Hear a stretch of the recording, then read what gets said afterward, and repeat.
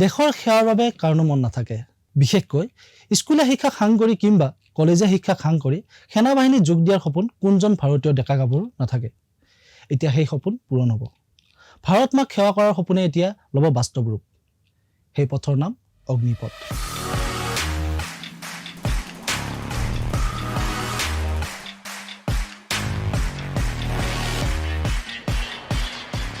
প্ৰতিৰক্ষা মন্ত্ৰী ৰাজনাথ সিঙে সশস্ত্ৰ বাহিনীক এক ৰূপান্তৰ প্ৰদান কৰাৰ লক্ষ্যৰে 14 জুনত উন্মোচন কৰে এক অভিলাষী আঁচনি এই আঁচনিৰ নাম অগ্নিপথ আঁচনি উন্মোচন কৰি এই আঁচনিৰ অধীনত ভাৰতীয় যুৱক যুৱতীসকলক অগ্নিবীৰ ৰূপে নিজৰ দেশখনক সেৱা আগবঢ়োৱাৰ এক সুযোগ প্ৰদান কৰা হৈছে अपने जीवन काल में कभी न कभी प्रत्येक बच्चा सेना की वर्दी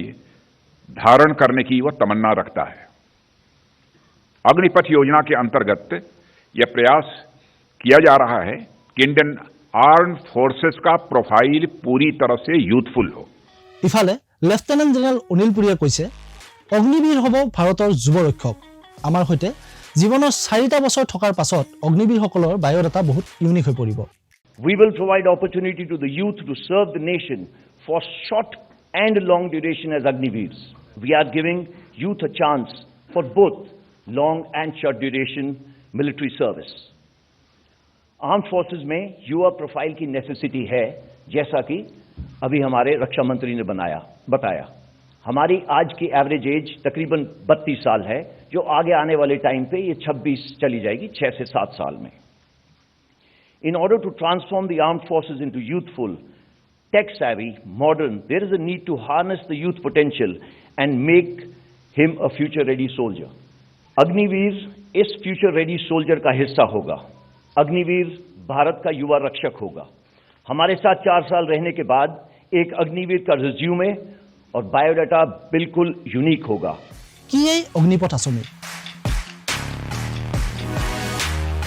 অগ্নিপথ হৈছে সমগ্ৰ ভাৰততে যোগ্যতাৰ ভিত্তিত ভাৰতীয় স্থল বায়ু আৰু নৌসেনাত নিযুক্তি লাভ কৰা এক অভিলাষী আঁচনি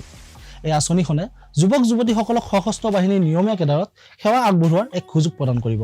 অগ্নিবীৰ আঁচনিৰ অধীনত নিযুক্তি লাভ কৰা প্ৰতিগৰাকীকে অগ্নিবীৰ বুলি কোৱা হ'ব অগ্নিবীৰসকলক প্ৰশিক্ষণৰ সময়সহ 4 বছৰ সেৱাকালৰ বাবে বাছনি কৰা হ'ব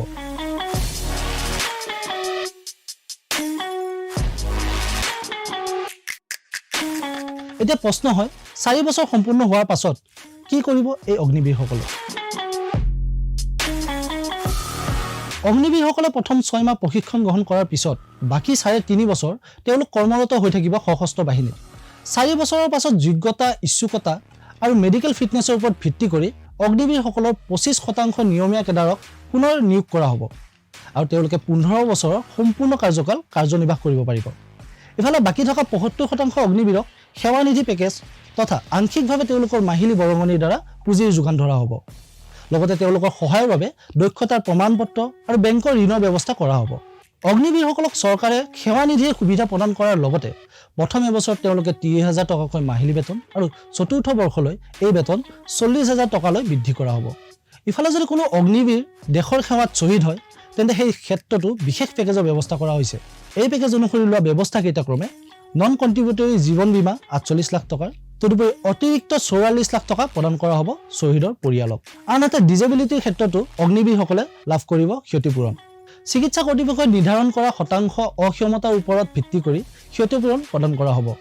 100%, 75% আৰু 50% অক্ষমতা অৰ্থাৎ ডিজেবিলিটিৰ বাবে যথাক্ৰমে 44 লাখ 25 লাখ আৰু 15 লাখ টকা দিয়া হ'ব